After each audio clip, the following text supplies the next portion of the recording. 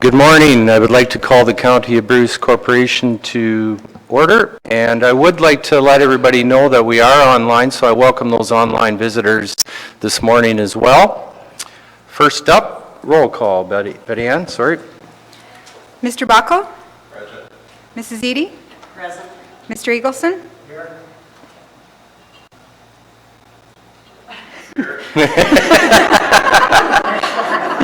Do we know who everybody is this morning?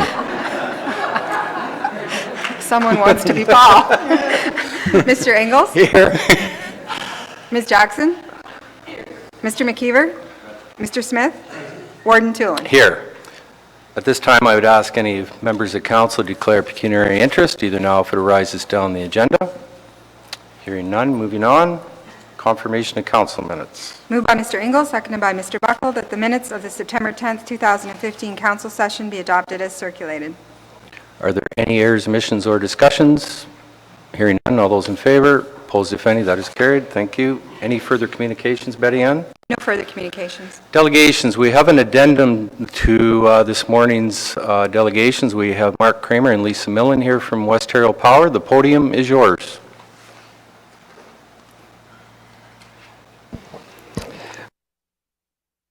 Invitation here to you, Mr. Warden, members of County Council, senior staff, members of the press, and members of the public. We are elated to be here today, Mr. Warden, to advise that yesterday at West Ontario Power Inc.'s Board of Directors meeting, the board unanimously approved the County of Bruce to be the administrator and distributor of West Ontario Power's Low-Income Energy Assistance Program funding. We refer to LEAP. This program funds those customers that are having difficulty in paying their bills and are up for disconnection of service. While this program will be administered by Bruce County, it will fund all customers in the 15 communities that we serve, including Bruce, Grey, Wellington, and Huron counties. We're very excited to also announce that West Ontario Power has increased its funding to this program to the level of $100,000. This to be divided by 25 4 years, which is actually double our previous commitment to this program. We believe this partnership will also offer a greater opportunity to provide educational tools and materials for customers to better understand their bills. We now also have an ability to introduce conservation programs that will help reduce consumption and ultimately reduce customer bills. It has been a pleasure, Mr. Warden, working with your key staff, particularly Kelly to your right and Betty Ann to your left. Your staff has been inordinately cooperative in helping us launch this program, which we believe is going to be a significant step forward in assisting those that need it most in our service area. We are absolutely thrilled to partner with the County of Bruce. You have the ability, you have the staff, you have the knowledge, and you have the background in dealing with income support programs that we think couldn't better align with what our new principles and what our hopes and dreams are that this program will accomplish. Mr. Warden, I'd like Lisa Millen to have a few comments, and I'll turn it over to her. Thank you, Mark. Thank you, Mark, and thank you, Warden Tulin. As many of you know, in this council chambers, it's very difficult to follow Mr. Kramer, and there is not much more that I can say, except to extend my appreciation to the county and staff. We believe this to be an excellent partnership. It's a natural partnership. We're all dealing with the same customers. We have the same vision, and we have the same goal. So again, thank you. Thank you to our corporation and to our board for recognizing the significant leap forward, no pun intended. And I believe that our $100,000 investment back into our community shows our absolute commitment to our community and those that are in need. Thank you. Thank you, Lisa. I wonder, Mr. Warden, if we could remove you from your chair for a moment. We have a check that we'd like to present to you, please.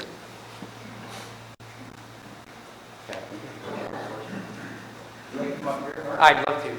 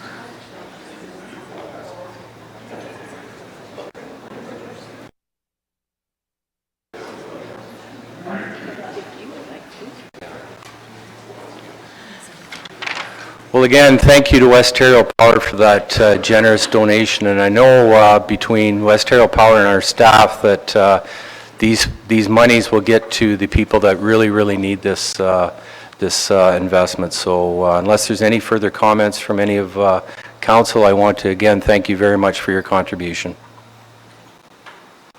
Thank you.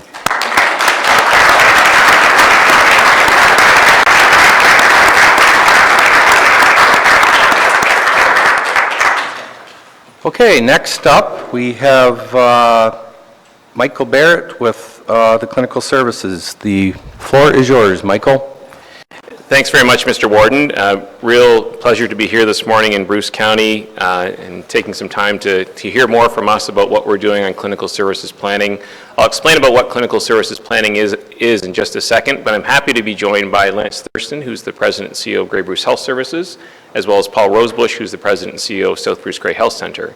And I'm going to ask Lance and Paul to come up and say a few words after as well. So I'll go through my presentation quickly. I think you've got the materials in advance already, and happy to answer any other questions that you may have about what the LHIN is involved with.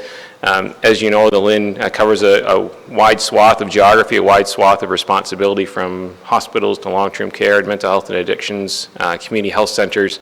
So again, happy to talk about any of those issues as well if council has any questions.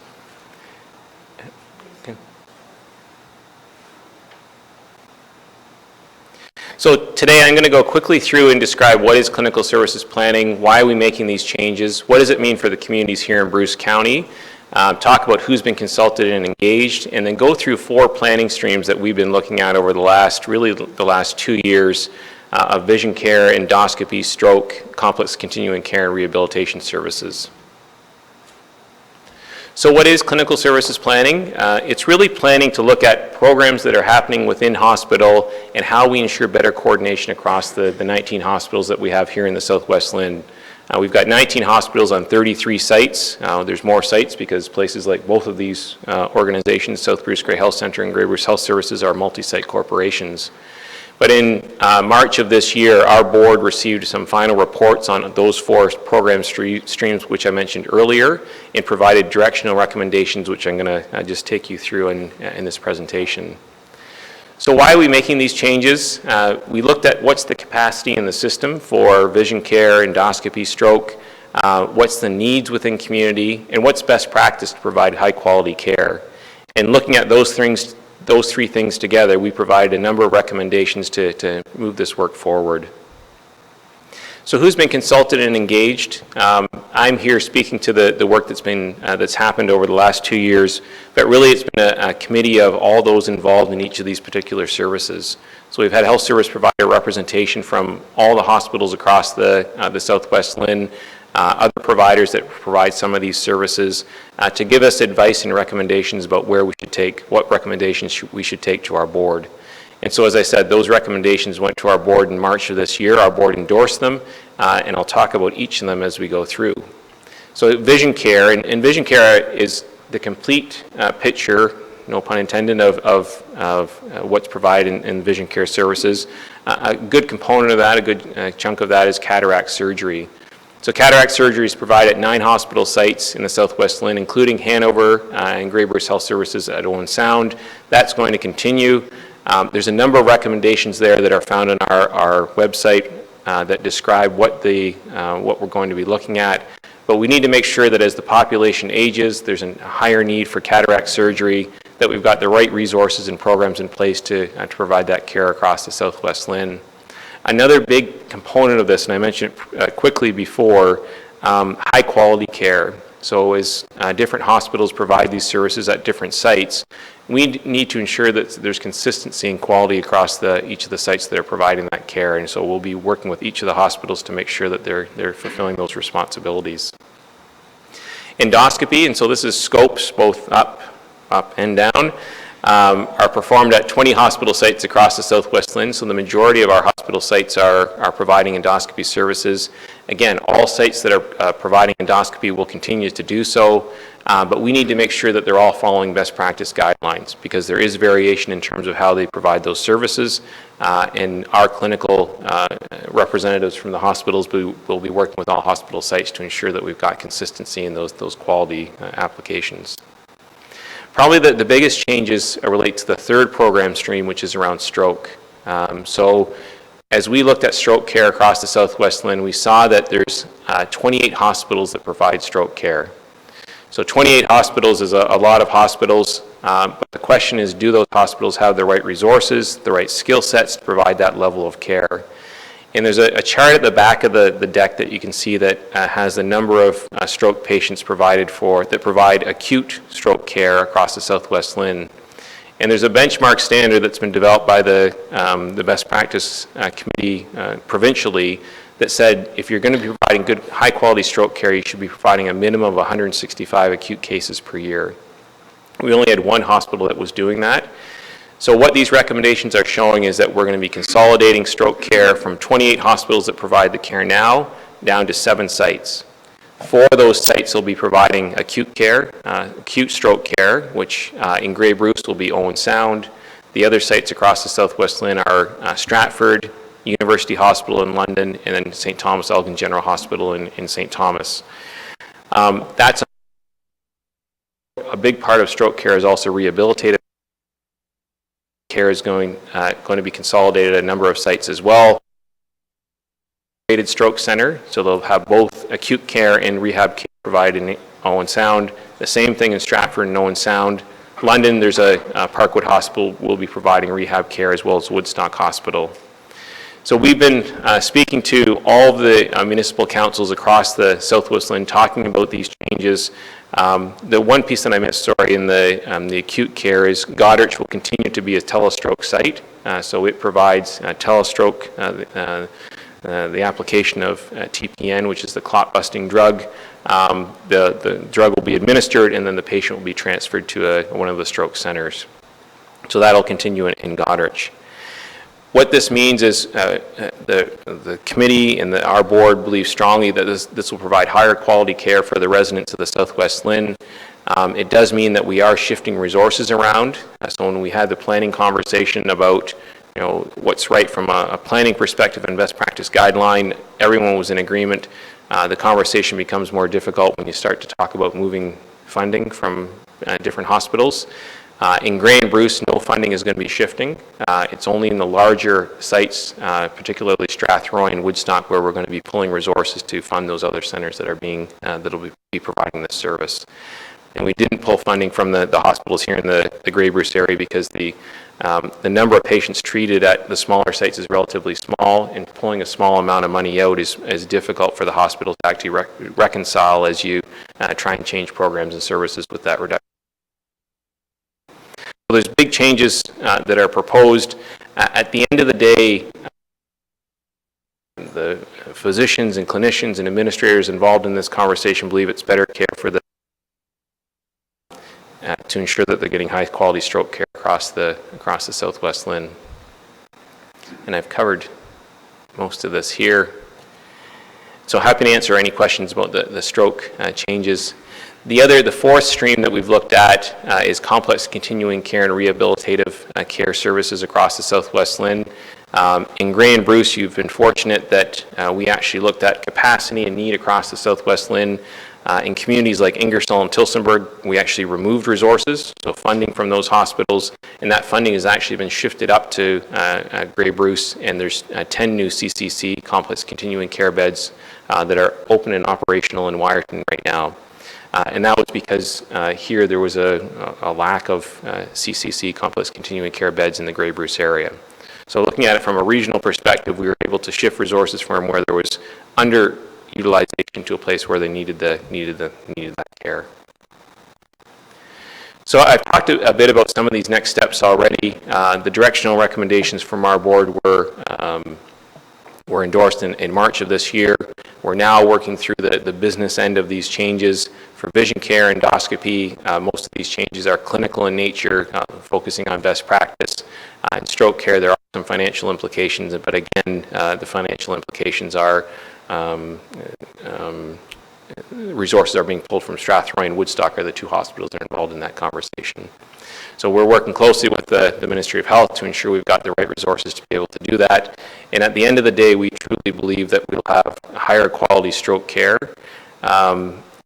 Traveling around to the different county councils, I get asked the question of, pulling services from smaller hospitals.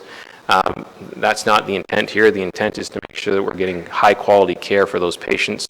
And at the end of the day, one of the councillors in Perth County said it well, that you may have to, your father or mother or a family member may have to travel a bit further to get that care, but they're going to get higher quality care, have a shorter stay in hospital, and be rehabilitated back to regular life at their own home. So we believe that's better for the short stay like that is better for the patient, higher quality care in the end. So I'm happy to answer any questions that council may have about this or any other items that the Southwest LHIN is involved with. And I'll ask Lance and Paul to come up and just say a couple words as well. Thank you, Michael. Any questions from council? Ann? I was just interested in Goderich. What was the term you used for it again? I just didn't catch it. TPA. TPA. So it's TPN. Okay. It's the clot busting drug. So when they know that there's a blockage in the artery or the vein, that the drug is administered. But in Goderich, the drug will be administered, then the patient will be transferred to a stroke center either in Stratford or in Owen Sound. Okay, or London, like Goderich is maybe closer to it'll be dependent on the weather, is what I'm trying to say. Weather is a big consideration in the wintertime. Will you consider that?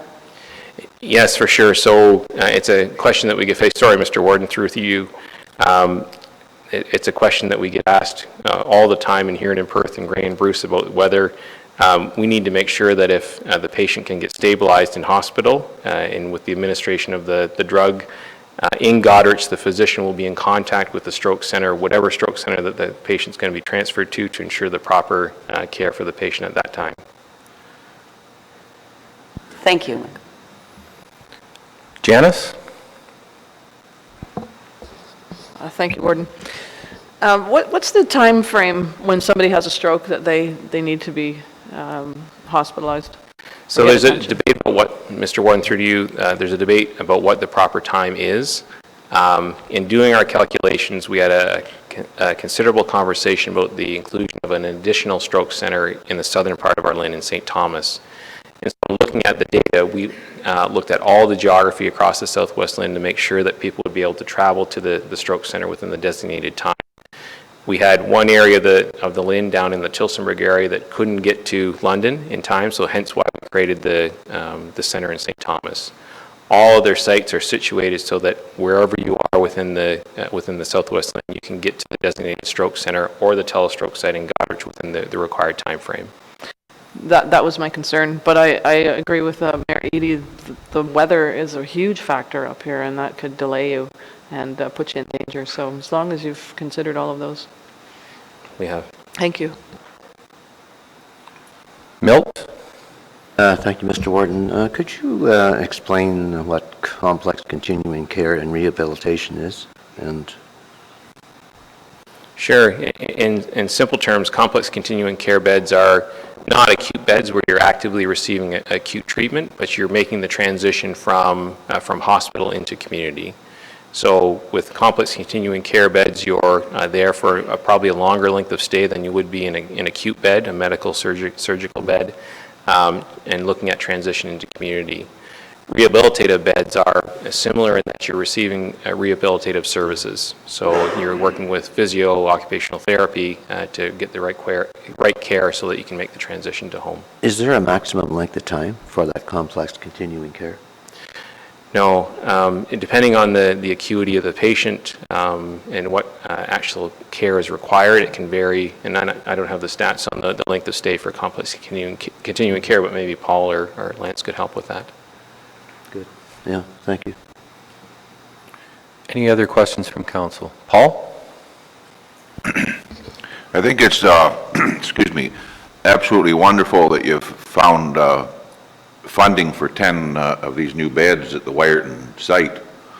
Are you prepared to comment on the future funding of the beds that have proven themselves, that have existed, got a proven track record at the rehabilitation beds that exist right in the center of Bruce County and the Chesley site?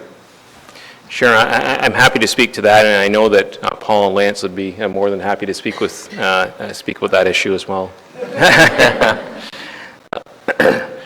Let me tell you, the conversation that I had on the same topic in Ingersoll and Tillsonburg was very, very challenging and difficult because we were removing resources from those communities to fund the beds here in Grey Bruce. So we've been working closely with South Bruce Grey Health Centre as well as with Hanover and Grey Bruce Health Services and the CCAC on what the plan is for the RCU in Chesley. And that's your question, right? And we want to make sure that we've got a proper plan in place. We provided an additional $400,000 to allow the RCU to continue operating until December of the end of this calendar year. And we requested a plan be submitted to the Southwest Lynn office by yesterday. So the plan was submitted yesterday. It was late, so I haven't seen it yet. But the partners have worked together to try and create a plan that's going to be workable on a regional basis to ensure we balance the financial constraints that South Bruce Grey Health Centre is facing with the operation of the RCU, but also meeting the rehabilitative care needs and the restorative care needs of the population. So we're going to be talking about that plan probably shortly after this meeting.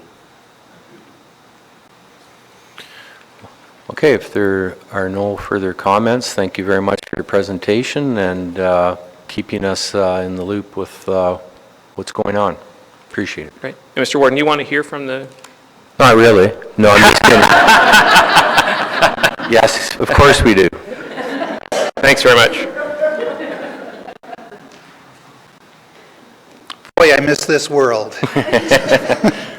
It's good to be back in Municipal Council Chamber. It feels like old home week for me in a sense, having spent so much time in the municipal sector. Just a couple of words on the process that we've undergone here with these clinical reviews. It has been a good process. It's a regional process, and that has forced healthcare providers to readjust to their worldview and get outside of the box and look bigger.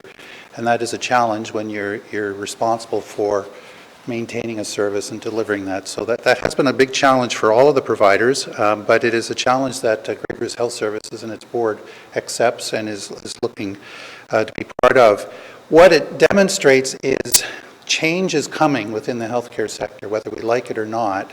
And we, as healthcare providers representing rural Ontario, and particularly Grey Bruce, we have to be at the tables of those big regional discussions. We have to be there to represent the rural interests. So we understand the geography and the weather and all those implications for service provision that don't necessarily affect some of the more urban centers. And the LHIN does a great job, you won't hear that often, will you? But the LHIN does a great job of providing the forum for discussion, and they do try to get outside of that London-centered worldview and try to embrace the rural portion of the Southwest LHIN, which is extensive. So we really do appreciate that and the opportunity to be part of those conversations. But I would just say to the council here that while healthcare tends to be funded by the province, it really is a municipal interest. You need to be really keenly involved in healthcare going forward because the changes that are coming have direct impact on municipalities and communities. And so you need to take a keen interest, and I know it's traditional for municipalities and counties just to kind of back away from healthcare, but you really can't afford to do that in future. You need to be part of those conversations, so I'd encourage you to do that. And that will certainly help support the boards of the various healthcare providers as we're sitting at these tables trying to represent the rural reality. So good processes, changes are coming. We're embracing those, particularly in the stroke world, there's going to be some significant changes there. We'll have to talk funding with Mr. Barrett. But anyway, we're here to answer any questions we can to help explain either these processes or bigger system issues. And Mr. Rosebush. Good morning, Warden, council members. I think it's been about 2 years since I've been here, and it was last with the prior Lynn delegation when they were rolling out Home First, and we were here to talk about the transition from hospital to community. I was really excited to be part of this clinical services planning effort. A few years ago, all the hospitals got together through the Lynn to talk about how can we align services and how can we improve quality. And the other question is, where do we start? Where does the conversation begin? So all of the CEOs, all of the organizations landed on the topics that Micah spoke about today. Vision care, stroke care, and rehabilitation. Those are things that we all have in common. And in terms of quality and access. And I think Mike really spoke well to the fact that quality is going to improve through this review. People will have healthier outcomes as a result of some of these changes that we're talking about. And one of the things that Mike didn't mention is that the stroke plan, that's probably the most exciting piece to me, because when you look at the data, and I'm sure this report will be released to the public at some point, you can see that people that get into a stroke center, such as the one that's in Owen Sound or in London, they have better outcomes. Their mortality rate is reduced substantially. You want people to go to the hospital and get well. You don't want them to go to the hospital and die. So really, that's an extreme measure of the success of this planning process, is that we realize that we want better outcomes for patients. So I think in the future, you can see all the hospitals continuing to work together. We all have a commitment to make sure that we have the best services available. And while funding is going to be an eternal challenge for us, we're certainly all committed to looking at the best solutions for the healthcare system and the best solutions for all of our residents across Grey and Bruce counties. Thank you for having us this morning. Thank you, Paul. Are there any questions for Lance or Paul? Hearing none, thank you very much, and keep up the good work for our communities. Thank you. Our next delegation is MedLinks, and Myrna Inglis is here to make a presentation. Welcome. Thank you very much, Warden.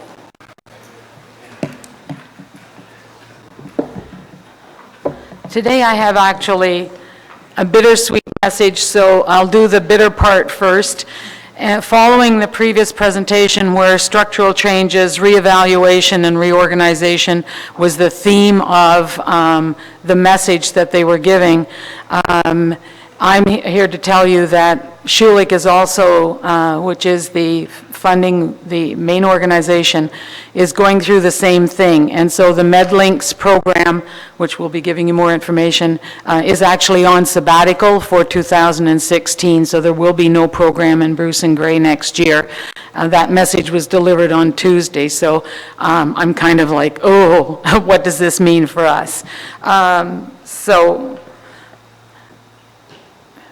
MedLinks is a program from Schulich School of Medicine and Dentistry as they reach out into the community, working with community partners, with high school students, medical students, engaging local healthcare providers, and our emergency responders in this program.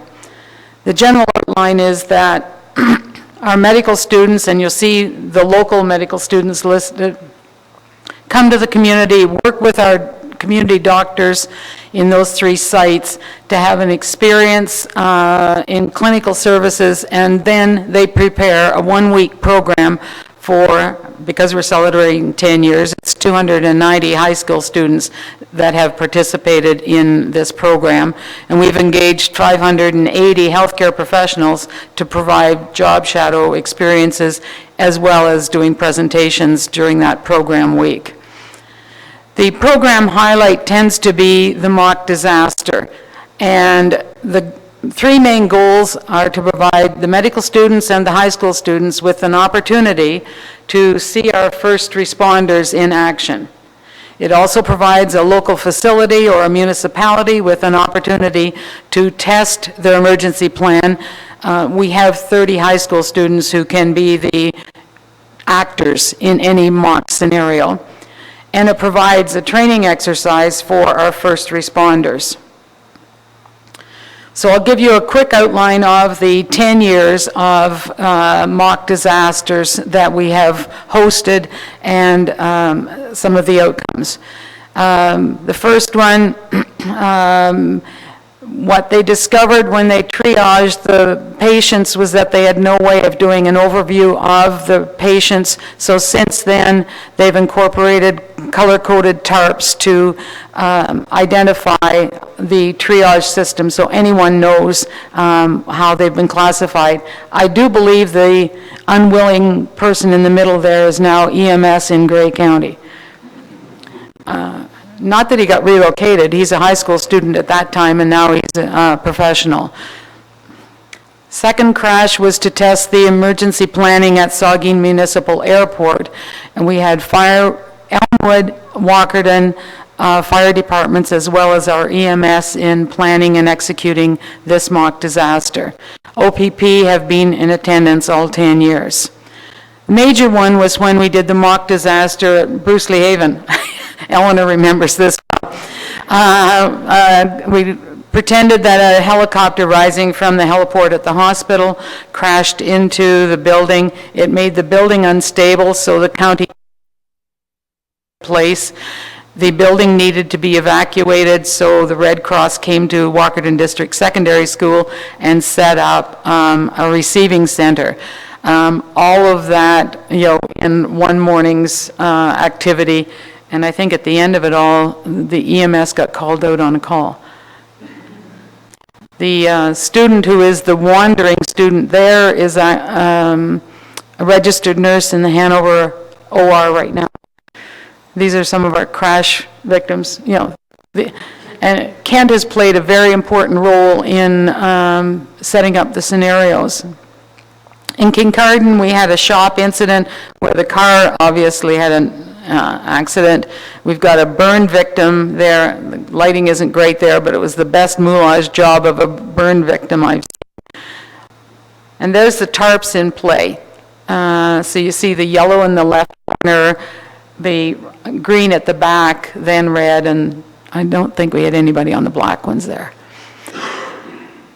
So we have a lot of chemicals transported in our area, so the theme for this one was to look at chemical spills, and we had a truck and hydrous ammonia tank altercation, and that meant that EMS needed to gown up in their protective clothing to address the situation.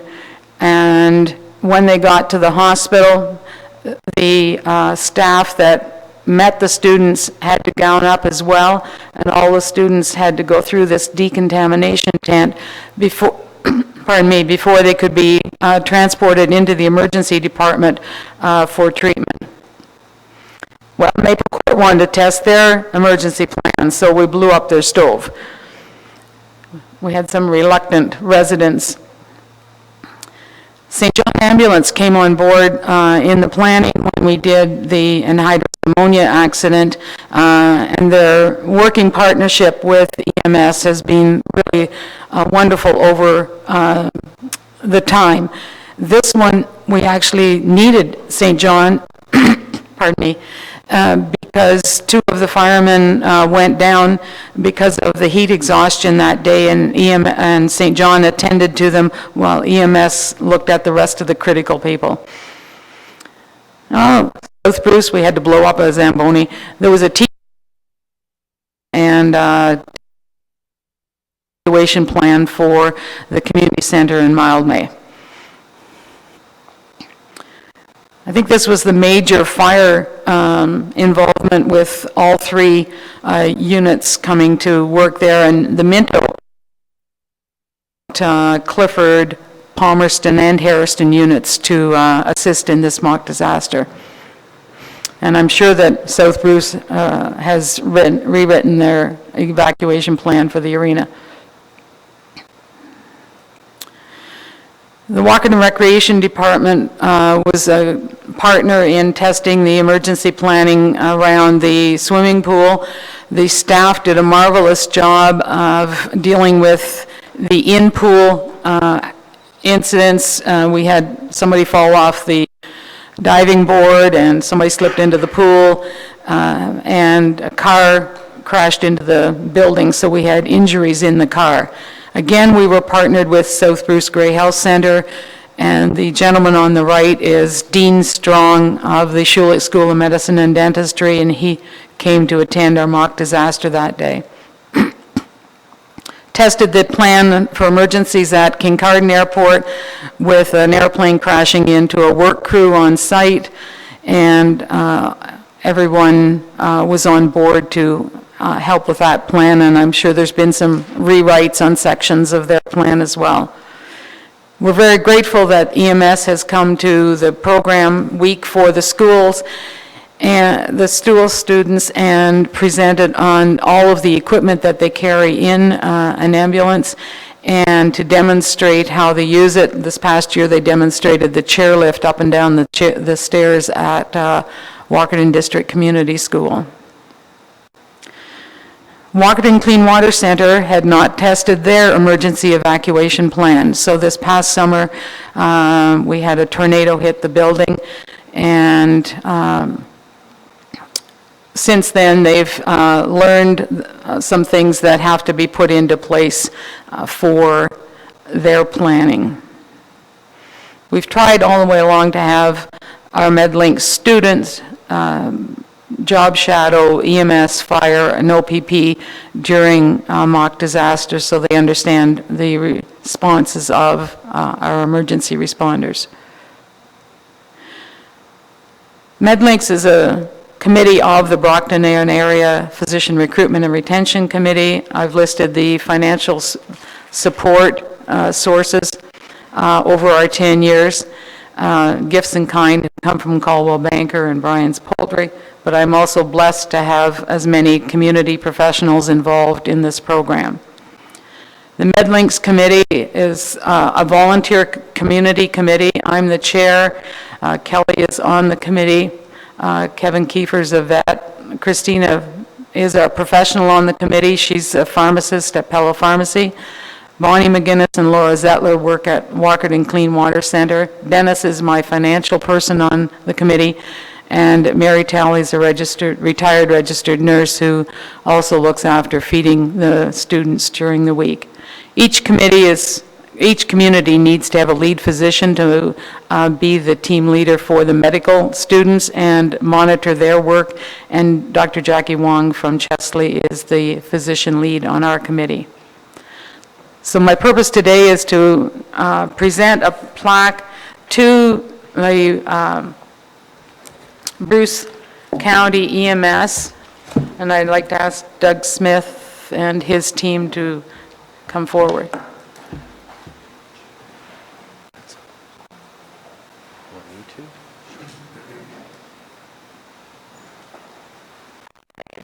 Doug, thank you.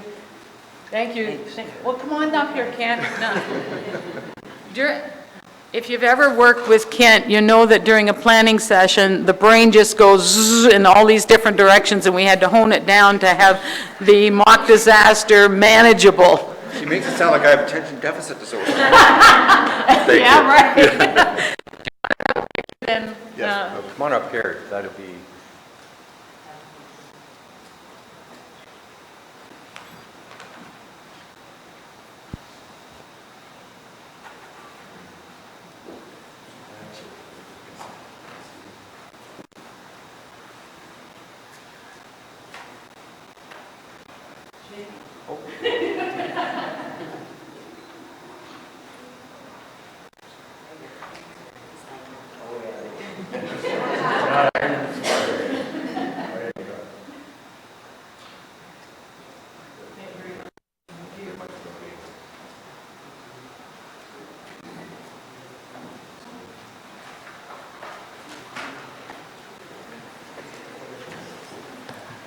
Are there any comments for Myrna? Questions?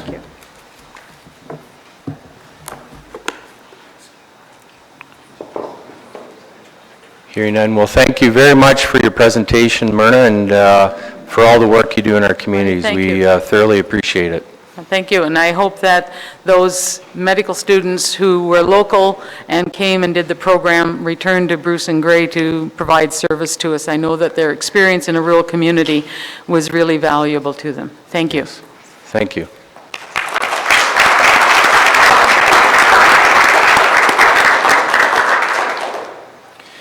Okay, next up is county officer reports. Kelly. Through you, Mr. Warden, I'm very pleased to present to County Council today the first summary for the initial 3 cross-functional project teams that have been formed in response to the operational review from 2014. I'll remind everyone that the 2 key points from Strategy Corp were that as an organization, we needed to modernize our systems and update policies to reflect the current landscape in overall operations, fiscal efficiencies, and other policies as they, in particular, affect the functioning of departments.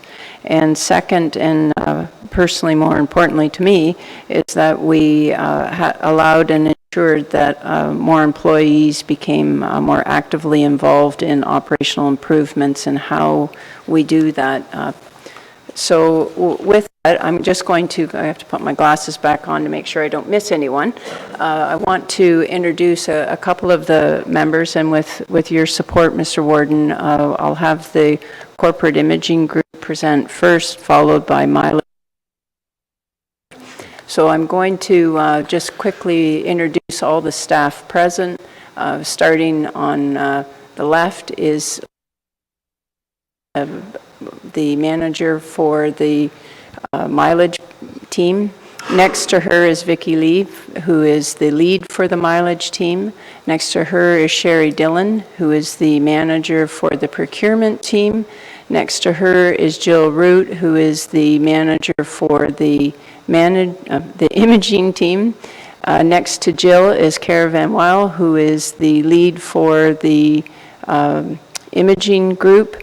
Next to her is a team member, Steve Wood, who is a team member also on the imaging team. Next to Steve, again going to the right, is Rick Aiken, who is also a member of the imaging group. Beside Rick is Chris Irvine. Chris is also a member of the imaging group. And going up a level, and again starting on the very far left, is Angela Schmidt. Angela is a team member for the mileage group. Next to Angela is Susan Wolf-Dales, who is also a team member of the mileage group. And going to the very far right is Janice Mawini, who is also a team member for the mileage group. So with that, I'm going to call, with your support, Mr. Warden, Cara Van Weil to present for the imaging group. Good morning. Thank you, Warden Toolen, councilors, and senior management for inviting us here today. I'm very excited to present to you an update with regards to we've called it the Bruce Brand Corporate Imaging and Messaging Group's work that's been done. This is one of the first cross-functional teams that the new corporate policy division has been in charge of, and we're very excited to see it moving forward. Mentioned with the strategic plan and the operational review that were undertaken in 2014, we got a strong message back that we needed to improve our messaging so it was clear and consistent, and that could be done through. This group has taken a look at how that might be done. What we've come back to senior management with is a recommendation to develop a corporate branding strategy. And what we mean by a corporate branding strategy is that we want to ensure that every point of contact that the county has functions as an ambassador to the county and contributes to and is consistent with the values of the corporation. We've identified 3 goals that we have in undertaking this project. The first one is to unify the corporate voice throughout the organization around our values and key attributes. The second is to ensure that every point of contact, again, acts as an ambassador. The third is to position the Bruce County as a place or destination for our target audiences. So those might be our visitors, our residents, and our businesses. So this group was struck in June of this year, and we've been meeting fairly regularly since that time. What we've been doing over the first initial months was to look at best practices about looking at what other jurisdictions are doing and how they're tackling this similar problem.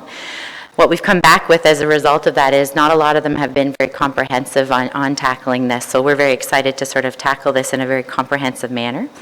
We've also been taking a look at sort of our current state and the county, all the different tools and ways that we access or interact with people. We've been calling them touch points. So anytime we have a touch point in our organization with the public and what those look like. So we've inventoried all of those. Since that time, we've undertaken a request for proposal process as well. And in order to do that, we had 4 objectives that we wanted to we've outlined as a group that we wanted to cover off in order to move the project forward. So the first part, or the first objective, was to take a look at the research phase and sort of what is our Bruce brand. So understanding the existing awareness around the Bruce brand here, but also getting a better understanding for how Bruce is perceived by those visitors, new residents, and businesses. And we feel that this is very essential to understanding sort of the problem statement that's in front of us. The second step would be to actually redesign our corporate image and branding. So this would reflect the Bruce brand that we identify in phase 1, and that this would be used both internally and externally to target appropriate audiences. The third phase would be to set a design criteria or a style guide in order to inform the organization on moving forward on how we can implement the changes. And phase 4 is a deployment plan. So we appreciate that this is a large undertaking and that it wouldn't be done overnight. So we wanted to develop a deployment plan in order to prioritize and make things move forward. So those are the 4 objectives for that request for proposal process. And we issued the tender, the request for proposal in September, and we'll be back to the Planning and Development Committee in October of this year to present our recommendations forward. So that's a bit of an update as to where we are, and I'm happy to answer any questions. Thank you. Thank you, Kara. Any questions from council? None at this time. Okay, thank you. Thank you. So through you, Mr. Warden, I'll now call upon Vicki Lee to present on the mileage group.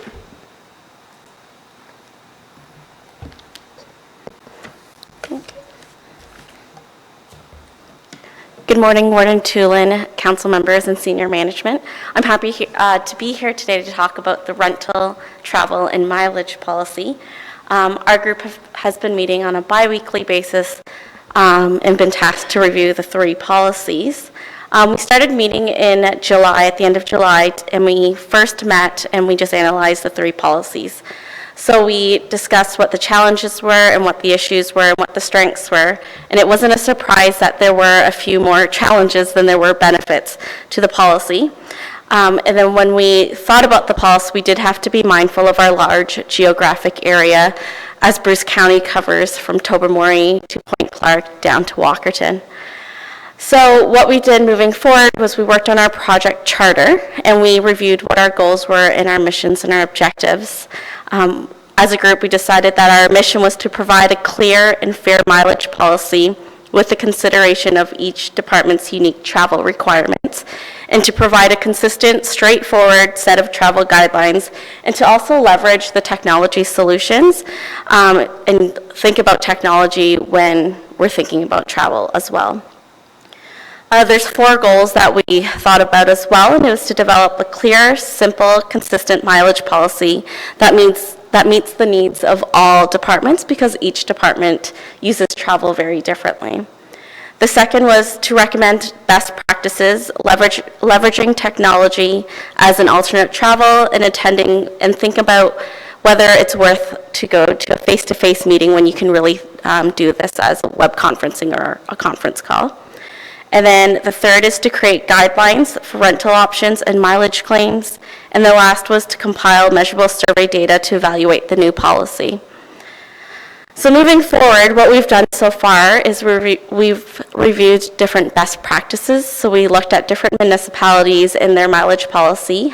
We've looked at different counties and community service teams. So whether they're the Grey Bruce Children's Services or the YMCA or Salvation Army, because everyone's policy is very different, but we did want to be comparable to people that had the same geographic location as we did, or we do. And so what we've done since then is we've also listed a different, we've met with each department and we've made a list of different scenarios each department faces. So whether it's highways that has their trucks or whether it's other staff that are using their personal vehicles to drive clients around. And so our next phase right now is to analyze all of the different scenarios and to review the 3 policies and also analyze what the different best practices are and how we can move forward. Thank you, Vicki. Questions from council? Hearing none, thank you very much. Thanks. So now through you, Mr. Warden, I'll call upon Sherry Dillon to report on the procurement group. Good morning, council staff and members of the public. Thank you for this opportunity to provide the update regarding the modernization of the Bruce County procurement policy. Our group is a very new group, but our work has not matured as much as the other 2 groups. So my presentation or update may be a little more brief, but I wanted to give you an update as to where we are and sort of where our goals are for this project. So to modernize the procurement policy and procurement in an efficient, in order to have an efficient, proficient, open, fair, and transparent purchasing while delivering the best hard and soft value for the corporation is what our team has put together as part of our charter and our mission. While we're doing this, we're going to strategic plan, which would include such things as eliminating our own red tape and the alternative options to improve efficiencies. And again, while doing this, we will keep into consideration the operational review recommendations. Our project goals are to streamline the process while retaining appropriate checks to our systems, pertinent thresholds for requisition and approval limits, clear roles and responsibilities for the purchasing process, right from staff all the way up through leadership and council as well, educated staff on the purchasing policies and procedures. So to ensure that everyone in the organization knows what the purchasing policies and the proper way to obtain our goods or services that are required, and to respect the diverse needs of the departments within the county. And in doing that, we are hoping that in the end, we will be able to meet our mission and being transparent, protecting the county from risk while obtaining goods and service with high quality and low prices in an efficient manner. If there are any questions, I will answer those now. Thank you very much. Any questions from council? Hearing none, thank you. Thank you. Mr. Warden, everybody's been very kind to them. They're not used to not being challenged so easily, but the groups have been working very hard, and they will come back with a series of recommendations for committee's approval before anything proceeds any further. Okay. So on behalf of County Council, I want to thank and commend each and every one of you for your participation in this process. It's much needed, and we congratulate and thank you. So keep up the good work, and we look forward to the final reports. Thank you.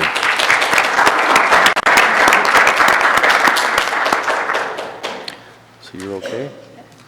Are there any further county officer reports this morning? Hearing none. Inquiries and announcements. Mike? Thank you, Mr. Warden. I just to remind council members that this is Pumpkin Fest weekend in Saugeen Shores, and there's a great competition that we hold annually about who can blow a pumpkin seed the farthest. So it's very apt that politicians participate in this, because we invite each of you up on Saturday morning at 10. You going, Paul?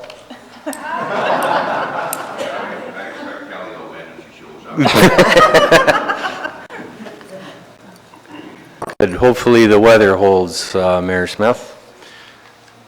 Next up, committee minutes. Moved by Mr. Buckle, seconded by Mr. Engels, that the minutes of the following committees be approved. September 10th, 2015, Corporate Services Committee, Finance and Property Division, Homes Committee, Museum Committee, and Social Services and Housing Committee. September 17th, 2015, Corporate Services Committee, Finance and Property Division, Highways Committee, and Planning and Development Committee. Thank you, Betty Ann. Are there any errors, omissions, or discussions from any of those minutes? Hearing none. All those in favor? Opposed, if any? That is carried. Thank you. Motions, Betty Ann.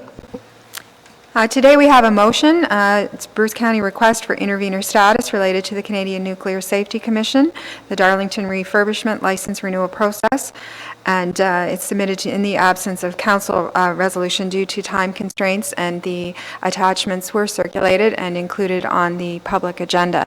And I have a resolution moved by Mr. Smith, seconded by Mr. McKeever, that the County of Bruce support the application submitted for intervenor status for the Darlington relicensing hearings to be held from November 2nd to 5th, 2015 in Cordis, Ontario, and that the County of Bruce formally support the relicensing of Darlington Nuclear Generation Station. Are there any further discussions on this motion? Hearing none. All those in favor? Opposed, if any? That is carried. Are there any further motions, Betty Ann? No further motions. Unfinished business. Any unfinished business? Hearing none. Bylaws. By Mr. Eagleson, seconded by Mr. McKeever, that the following bylaws be approved. 2015-36, about to adopt Amendment Number 183 to the County Bruce Official Plan. 2015-37, about to authorize the execution of a Product Care Interim Lamps Program Municipal Services Agreement between Product Care Association and the Corporation of the County of Bruce. 2015-38, about to repeal bylaw number 3501, about to establish policies and procedures for the County of Bruce under the Municipal Freedom of Information and Protection of Privacy Act, 1989. 2015-39, about to confirm the proceedings of the Council of the Corporation of the County of Bruce at its meeting held the first day of October 2015. Are there any further discussions on any of those bylaws? Hearing none. All those in favor? Opposed, if any? That is carried. Thank you. Mr. Eagleson, that we do now adjourn to meet Thursday, November 5th, 2015 at 9:30 a.m. All those in favor? Opposed, if any? That is carried. Thank you.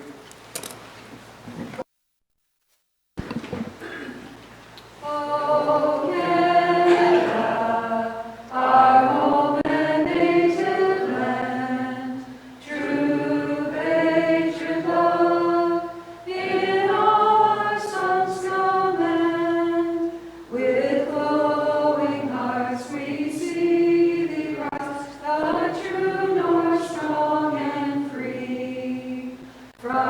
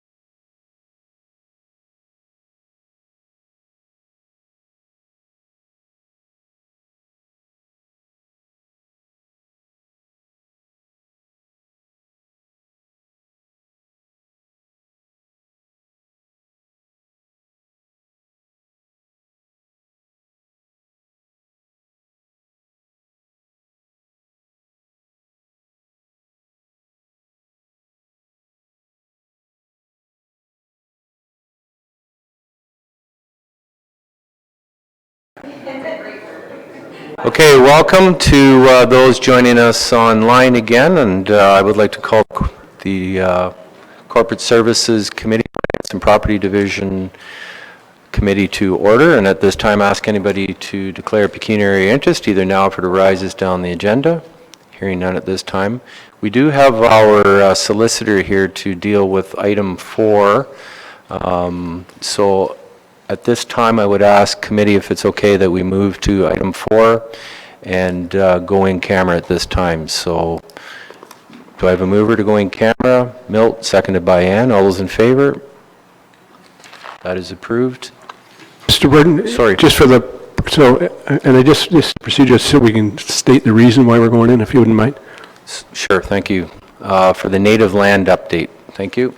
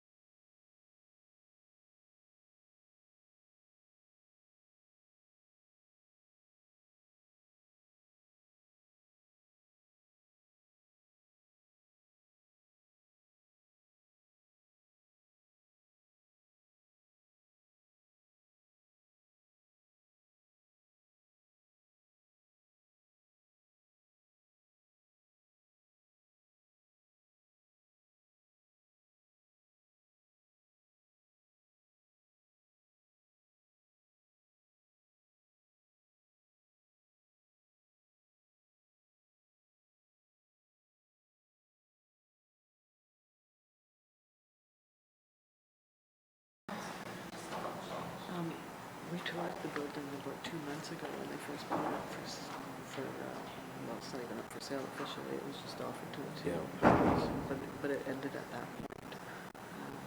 But as we're approaching the budget, we got this report back from Town Hall. That's what's kind of regurgitated some interest in it, so I just up front with that and let you know. And yeah, I'll step aside for sure. But we'll know sooner than later, because like I said, we're about to deal with our budget, and we're even going to be discussing it this evening, so. Oh, geez, well, then, yeah.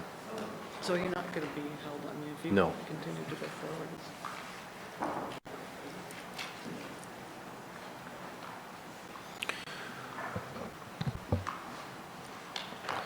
they hung in those two. Yeah. So welcome back. I believe we're going live again.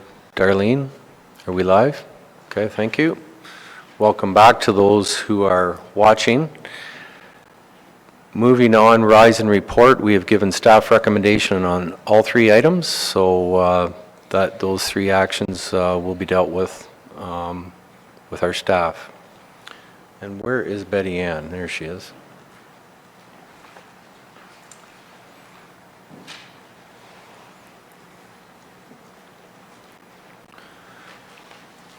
So moving back to item 2, action items. Betty Ann.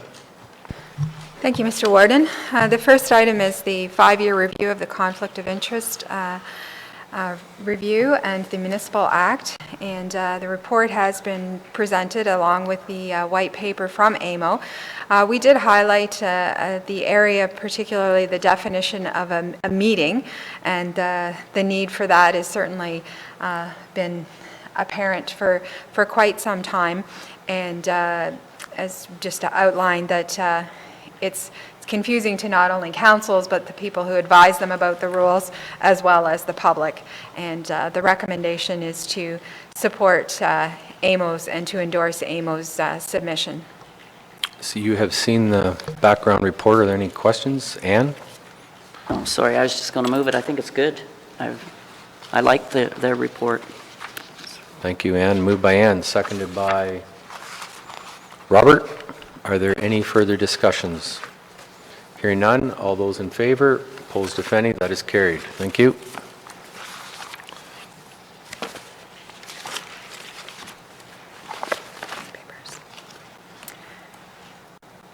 The next item is referred from the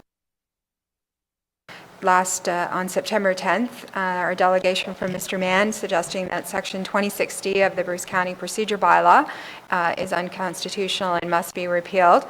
And staff reviewed this, and we also looked at what we had done and the amendments that we had made in April and that were adopted by Council on May 7th. And I would offer, as indicated in here in this report, that regrettably, and I apologize, and we, by error, bylaw 2015-14 did not include the provision that of the 6 months, and that it was a council provision. So the report that went to committee on April was correct. The original draft that had been prepared prior to that committee never saw, once it had been reviewed with the CAO, the recommendation was that we include those adjustments. Those adjustments were made. That report was made to the committee, but the bylaw that was actually introduced for council at the May meeting ended up being the original draft. So it didn't make reference to the 6-month or council. I think what was important, again, and prior to bringing that to committee in April, we had looked at best practices and had reviewed a number of the procedural bylaws across the province, and to see what they were using. We hadn't at that time made any attachment to committee or for your review or for the public review for that matter. So today in this report we felt it was important to give you a snapshot of what other municipalities are doing, and interestingly, based on what we saw and what we read, and we've provided a fairly large cross-section of how that is handled. And I think what our current, if once corrected to what committee actually approved and had expected to be in the bylaw, that we would meet the requirements and that it would be an acceptable process. And the staff recommendation is that, of course, the incorrect bylaw be repealed and reintroduced for adoption with the correct wording. You have seen the staff recommendation in the background report. Do I have a mover and seconder? Moved by Ann, seconded by Milt. Are there any further discussions or comments? Hearing none, all those in favor? Opposed, if any? That is carried. Thank you. Mary Ann's going to present the Human Resources Capital Budget. Good. Thank you, Betty Ann.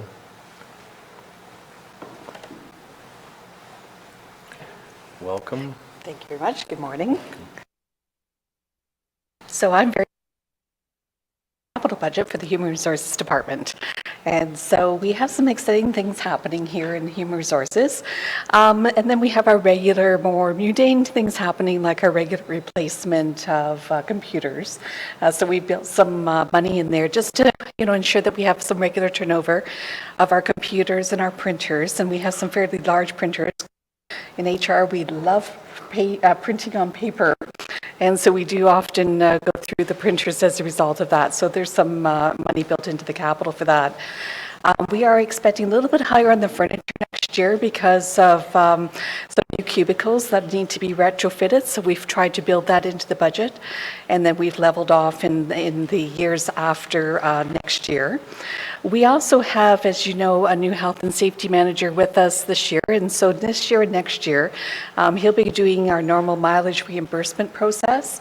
But we had a reserve built in for a health and safety vehicle. So we're putting some money towards that in our 2016 budget while we continue to evaluate whether or not the purchase would be a good priority for us to look at or not. And depending on the outcome of the information that we collect over the next year, I will make that recommendation to committee to look at. If we don't end up using those funds, then we'll obviously reverse those funds out of that reserve. And if we do use it, then we plan obviously to continue to build it for a future replacement. There's a major change in our wellness and exercise equipment. And what that's about is really trying to build our county employees as county athletes. We have a number of different departments that are very physical. So when you look at our long-term care, when you look at our highways, when you look at our paramedic stations, there's a lot happening there. And we do have an aging workforce. So what we've done to date is we have a really good gym facility here in corporate. And then we have done other deployment of other types of equipment out to our more mobile areas. So they have things like lifting balls and stretching bands and things like that to start to get them ready, but we really need to reinvest.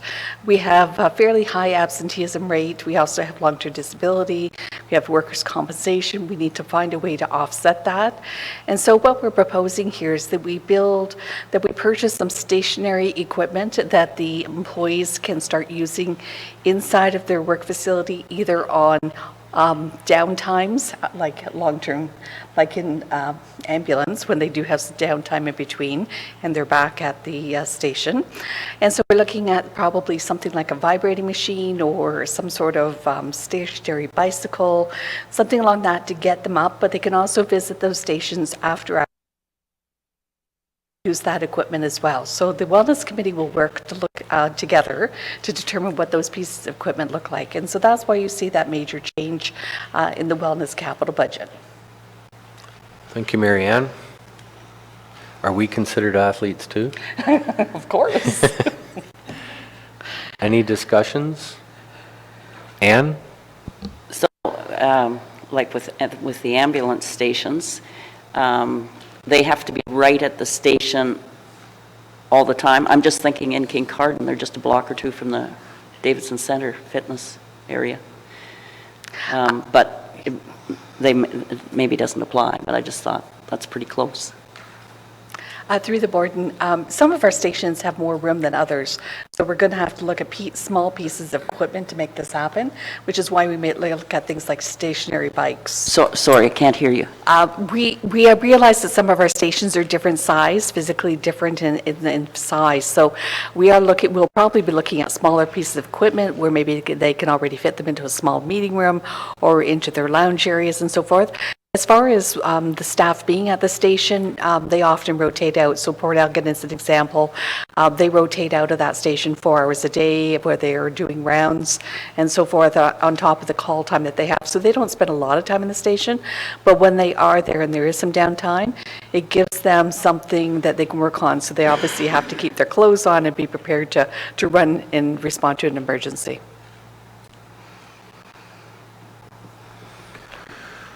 Okay. Any I other was just comments? thinking of saving money. Because we've spent a lot of money and we have a first-class fitness area at the Davidson Center, which is very close. Through the board, and when we looked at this as a feasibility, I mean, unfortunately, a lot of our areas don't have those good gyms to go to. And when we looked at the cost of per employee to do something like this versus maybe a support of a membership, the supporting of a membership would be much higher. So we were trying to look something that was more cost effective.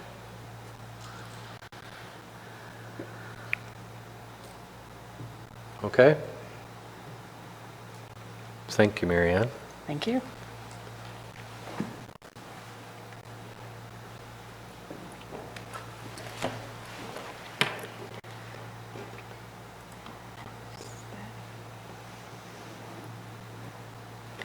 Two information items. 2 information items. The draft schedule, I think it was, wasn't it? Yep. Just, did you want to add on there the Great Lakes St. Lawrence Cities Initiative Conference and FCM? Are there any other conferences that might...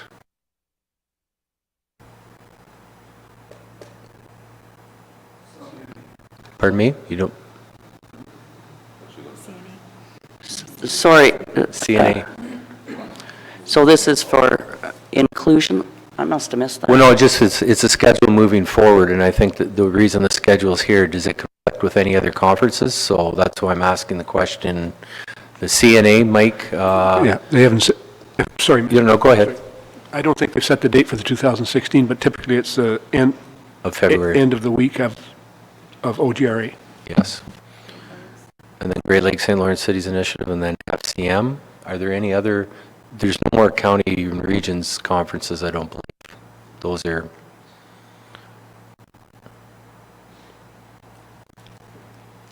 okay. So that is a draft schedule. Are you looking for approval for that, or would you come back? Through you, Mr. Warden, what we would like to do is we'll take into and verify against the, Darlene will send out electronic meeting invites and hopefully they'll get into everybody's calendar, including for the senior management team. Okay. The other item is the budget timetable for 2017, and we did have some delays for 2016, so under the direction of the CAO, it was felt that we would provide plenty of notice of the dates for particularly our senior leadership and council, so that you know that you have no conflicts. So Darlene, will you send those out in their Blackberries sooner than later? Thank you, because I find that very, very helpful.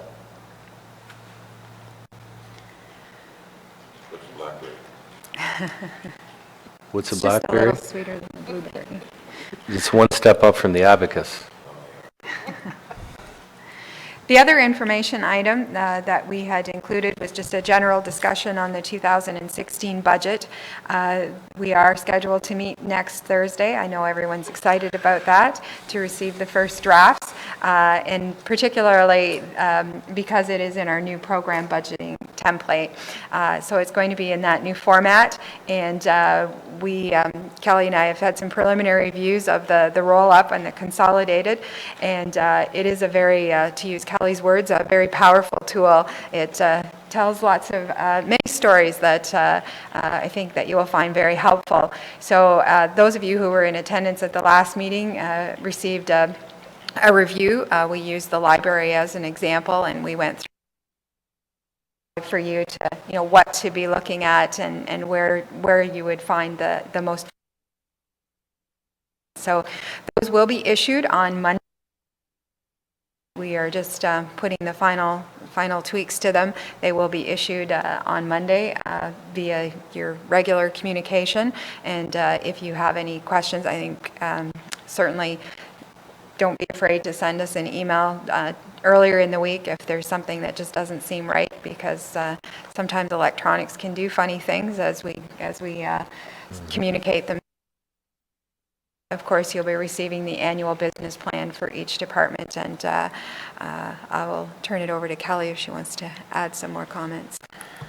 Through you, Mr. Warden, certainly Betty Ann and her team, in particular Susan Petrick and Lynn Hatton, have been absolutely instrumental in getting us here. And all of the directors and key members of their staff, whether you look at Angela Smith in Social Services, Sherry Dillon in Highways, Caravan Mile in Planning, they've really embraced it, and it's a bit of a learning curve because it is a different way of looking at the information. And when we went through our draft run with the senior management group to see, they all started to see the value of it, because when you start talking about your major pressure categories, and that's driving it, it changes the dialogue. So hats off to, in particular, Betty Ann and her team. They really were phenomenal. Well, thank you. I believe we have addressed each of the items, not necessarily in order. Orders, so that's a hint for adjournment, is what I'm hearing. Mover and a seconder, David, Ann, all those in favor, opposed if any, that is carried. Thank you. So we will recess for lunch.